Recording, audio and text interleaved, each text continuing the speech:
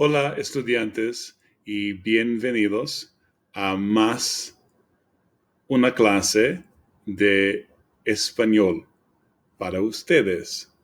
Ok, muy bien. Hoy vamos a estudiar dos verbos. Bueno, tres verbos, más o menos. El verbo ser, to be. El verbo estar, to be. Y la palabra hay. Hay. Hay viene de haber, que es un verbo.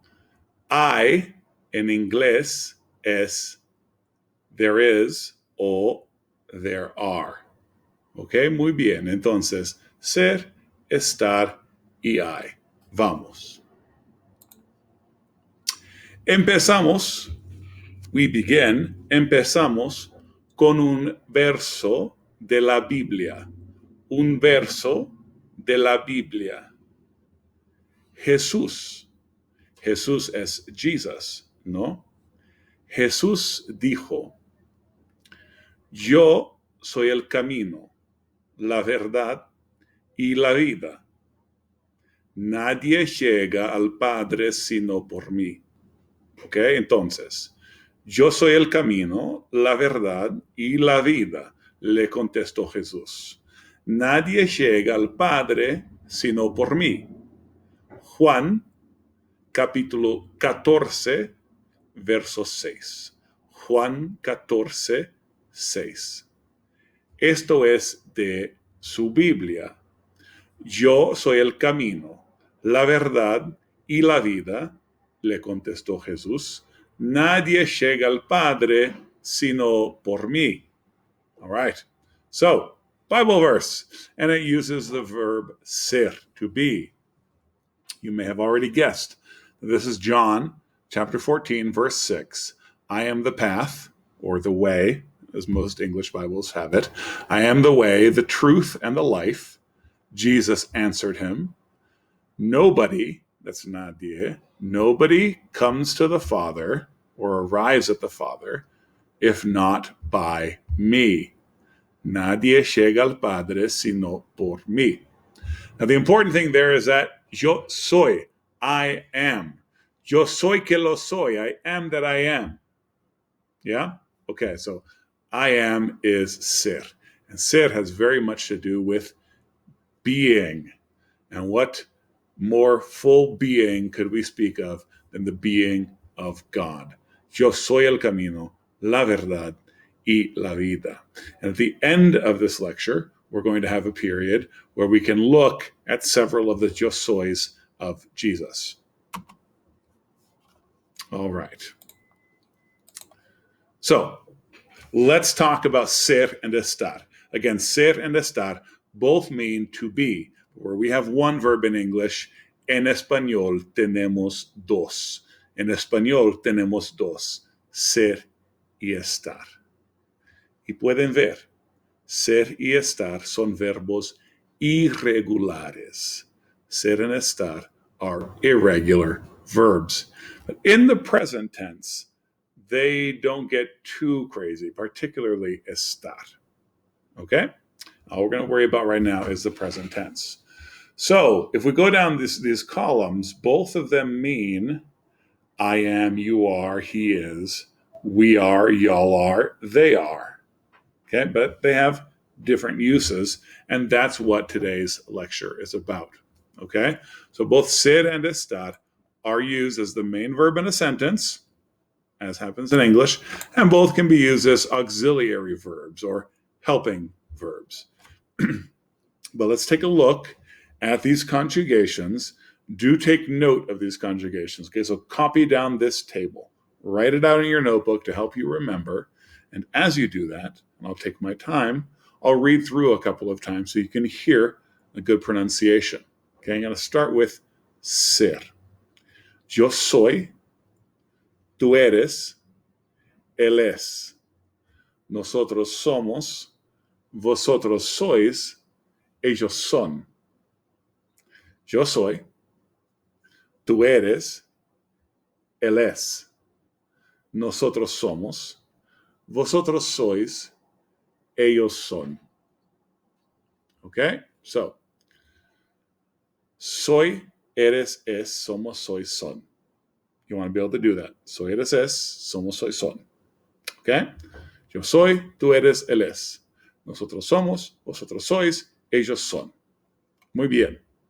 Now, ahora, estar. Okay? So, yo estoy. Tú estás, él está. Nosotros estamos. Vosotros estáis, ellos están. Yo estoy, tú estás, él está.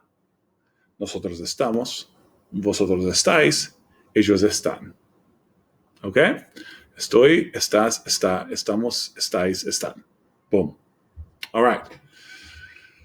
So, both to be, you'll shortly have them both memorized, but how do we use them? Okay. Let's make my face quite small. Insert it right here. Okay. Unobtrusive profe. Muy bien.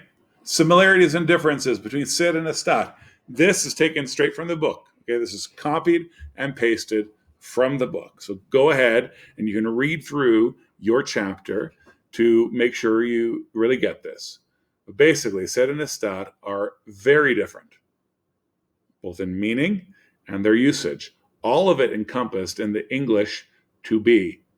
But, well, we've got to learn these differences between ser and estar because to be is such a basic verb, right?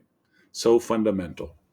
All right, so basically, as we look in that first paragraph, beginning in the second line, ser is used to describe permanent or more lasting situations, while estar indicates location and what are considered temporary situations.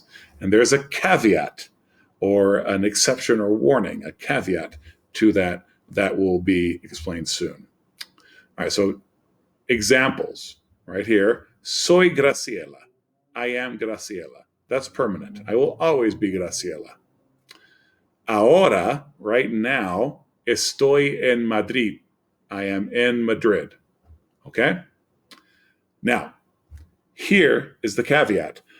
I'm going to read out that last paragraph. Trying to reason out what is permanent and what is temporary will not help us in all situations where either ser or estar may be used.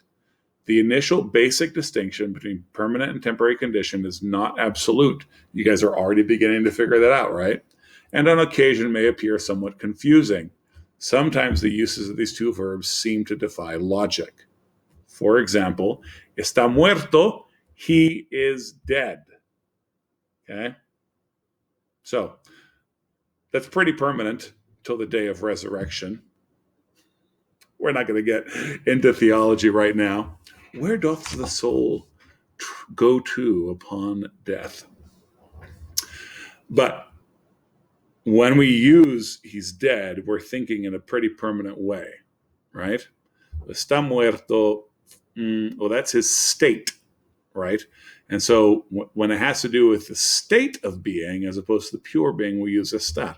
So all the paradigms break down, I think, as does your book, that the temporary and permanent paradigm is best, but as this example shows, it can break down. Está muerto, he is dead. It's not a pretty picture. I don't like doing it. All right, my kids just watched Aladdin. So maybe this is the case, and then that restores the original paradigm. All right. So when is ser used in Spanish?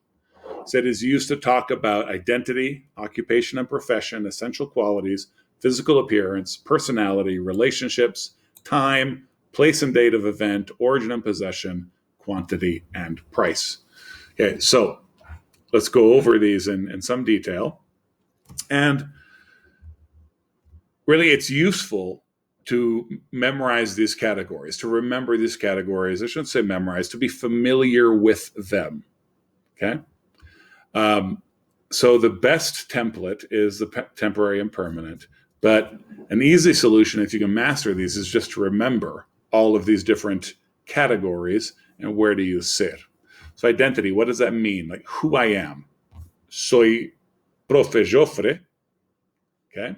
Soy maestro, that's my identity, but I guess that's also occupation and profession. Okay. Soy hombre, there's identity. I am a man. Okay. As I said, occupation and profession. So soy maestro, soy profesor, soy padre. Essential qualities that can also touch on identity and occupation and profession. But a good example would be in describing something. So, for example, we could talk about el guacamole es un plato mexicano. Okay, so it's an essential quality of it, that guacamole is Mexican. Okay, or Felicia es cubana. Physical appearance, Charlie es alto. Profe Joffre es alto. He is tall. And so on down the line. Origin, soy brasileño. Eres estadounidense. All right, so all of these use ser. Now, when is estar used? I think estar can be a little easier to remember. You can see there are only 4 categories listed here because it's the temporary one. And so that can often mean if you get estar down well, then you can kind of know, well, anything else is going to be ser. So you use estar for location, anything that has to do with geography, okay? The geography of a thing, where something is located, okay? So, yo estoy en Idaho. Temporary physical conditions. I am sick, estoy enfermo. Moods and emotions. I am happy, estoy feliz. Pardon me. And then temporary traits or qualities. So a good example of that would be that I might have been on a diet and I'm thin, so estoy delgado. Or maybe you are precocious and quite mature for your age, so I might say estás maduro. You are mature, but it's a state, and you're and it's a temporary one because it's for your age. Estás maduro por or para su edad. Okay. So, ser and estar, temporary and permanent, sure, but we also need to think about all of these categories, and these actually could be a little more helpful to you than the paradigm, depending on how well you master them. And really, you'll start to get this with practice anyway. Okay. So let's actually do some exercises. All right, we'll do this exercise, which is in your book. It's 3.6, chapter 3, exercise 6, but we're going to do it together. All right, so you go and pause the video and go ahead and open up to that page. We can do this exercise together. All right, so we're going to underline, subrayar la respuesta correcta. Okay? 1. Arturo quiere bailar. El blanco, listo para la fiesta. Arturo wants to dance. He is ready for the party. He is ready for the party. But which is? Es o está? So, we're talking about a temporary state. Okay? There's a party and he has made himself ready for this particular party. Tomorrow there won't be a party. Él está listo para la fiesta. Okay? Número 2. Ay, Alicia tiene solamente 30 años, pero en la foto, blanco, vieja. Ay, Alicia is only 30 years old, but in the photo, she is old. Okay, she looks old. She is old. So it's just in the photo. It's a limited set. So we're going to use estar. En la foto está vieja. En la foto ella está vieja. ¿No? Ok, número 3. Yo necesito saber la respuesta. I need to know the answer. Yo necesito saber la respuesta. Quiero blanco, seguro. I want to be sure. I want to be sure. Is this permanent or is this temporary? Quiero estar seguro. Right now, I need to know the answer because right now, I want to be sure. Quiero estar seguro. Okay? Número 4. Voy a comprar estos quesos blanco frescos. I am going to buy these cheeses. They are fresh. They're fresh in a permanent or a temporary way. Claro. Because freshness, well, it's not going to last, is it? Just by definition. Están frescos. Voy a comprar estos quesos. Están frescos. Número 5. Los empleados blanco orgullosos de su trabajo. The employees are proud of their work. Los empleados blanco orgullosos de su trabajo. Okay, muy bien. So they are proud of their work. Are they always proud of their work under every circumstance? No, there's some special circumstance now that has made them proud of their work. Los empleados están orgullosos de su trabajo. ¿Está bien? Finalmente, número 6. Ella siempre ayuda a sus amigos. Blanco, atenta y servicial. Ella siempre ayuda a sus amigos. Blanco, atenta y servicial. She always helps her friends. She is attentive and service-oriented. Okay? She always helps her friends. Is this temporary or permanent? We're describing an essential quality of this woman. So, es atenta y servicial. Es atenta y servicial. Okay? Ahí está. Temporario, permanente. Esencial y pasando. Okay? All right. So that's ser and estar. Temporary, permanent, being, pure being versus state of being, and those categories that we looked at. Okay? We're going to finish up this lecture by talking briefly about I. The easiest way to think about I is to think that I means there is, there are.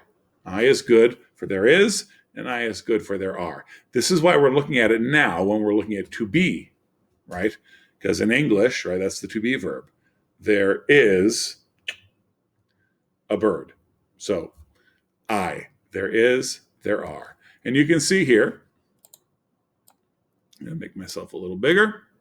You can see here that they have I listed at the top. I, there is, there are. No I, there isn't, there aren't. And then you can have a question, right? I could say as a statement that there's pizza. I pizza. There's pizza, there is pizza. I pizza. It can also be una pregunta, a question. ¿Hay pizza? No. No hay pizza. Okay? Now, I've included this vocabulary because it should correspond pretty closely to some vocabulary that you guys had in last week's studies, right? Vocabulary having to do with the classroom. So, lots of great school-related vocabulary and 3 questions for us to translate, 3 statements for us to translate. So if you look at the upper right of your screen, you will see number 1, there is a book on the desk. Okay? Take some time, write down the words for book and desk. Looking through here, it's listed alphabetically in English. So desk is down here, for example. Desk. El escritorio. So book and desk. Okay, I'm going to do these 3 slowly for you, but try to participate in them. So first we need to say there is, right? How do we say there is? I, right? That's what this whole page is about. I. So we took care of there is. I a book. Hay un libro. Hay un libro on the desk. We're going to say for at, on, or in, we're going to say en, right? So hay un libro en el escritorio. Hay un libro en el escritorio. There's a book on the desk. Okay. Now, número dos, there are two rulers in my desk. There are two rulers in my desk. So first, there are. There are is I. So hay dos qué? Hay dos. Looking around for ruler. Hay dos reglas en mi escritorio.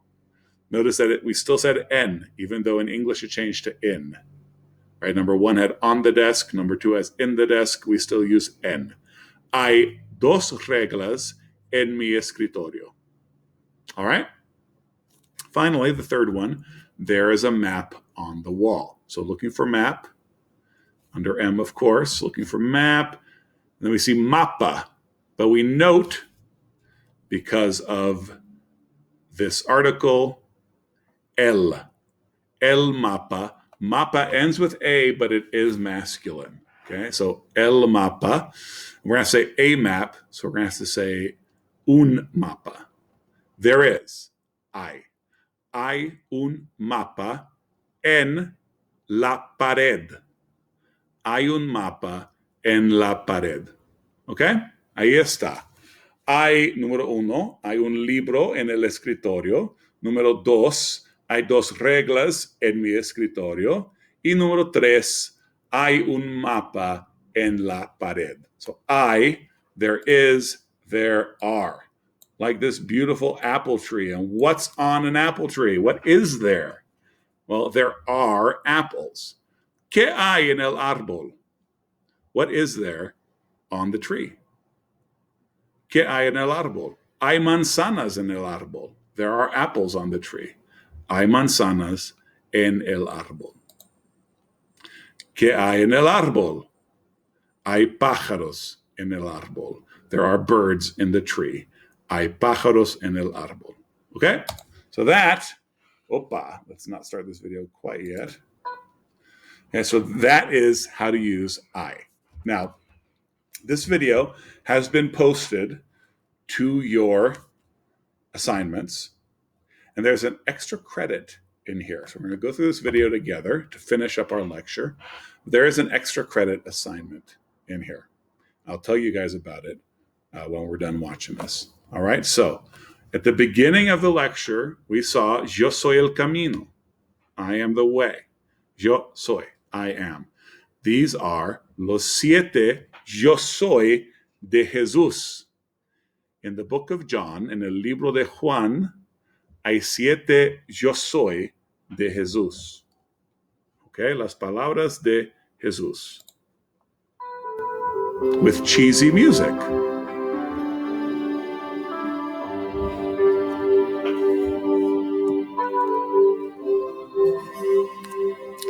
Yo soy el pan de vida.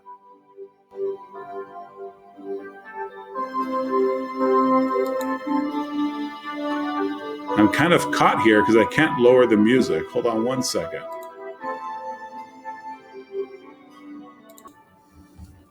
Okay. So I am the bread of life. Yo soy el pan de vida.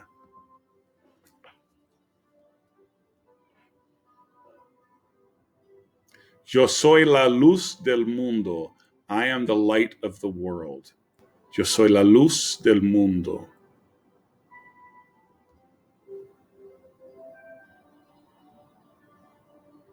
Yo soy la puerta. I am the door. Yo soy la puerta.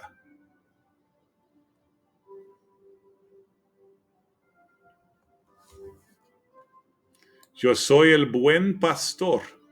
I am the good shepherd. That's what pastor means, shepherd. Yo soy el buen pastor.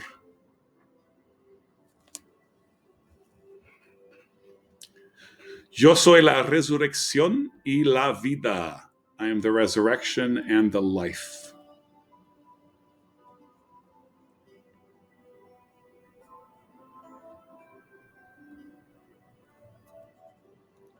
Yo soy el camino y la verdad y la vida. That's from that verse, right? I am the path, the way, the truth, and the life.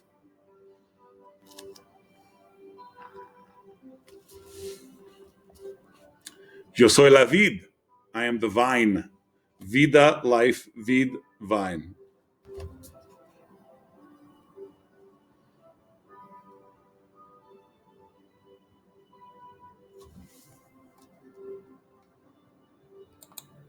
Okay, so here's an extra credit assignment, good for a 5-point boost on any project that you wish. Okay, so it's not worth a lot, but it could make a difference. I've made it worth little enough that you choose to do it purely out of your passion for Spanish, but I want to acknowledge that passion by giving some extra credit. So if you do this extra little bit, you'll get a 5-point boost on an assignment of your choosing. The extra credit is to go through this video, which again is linked to in your Canvas, and you will translate the entire text, including the things that are written out underneath, right? Like there. Now, there are some typos. Just a couple, really. So go ahead and, let's play. Go ahead and just translate it. And if a couple of those little typos take you the wrong place, that's fine. It's written by a native Spanish speaker who just forgot to put in a couple of accents. That's all. So you would translate out of this slide, Yo soy la puerta, San Juan 19, and then on the bottom, Jesús es la única puerta al cielo. Okay? And, the more little things like this you start to do, the faster you'll learn. So a little bonus for you guys. All right. So that was today's lecture. Ser, estar, the differences between. I would love for a couple of you guys, and I will call on you guys, to be able to explain that almost as in depth as I did during class. And then I will look forward to talking to you guys about that video. Okay? See you guys next time.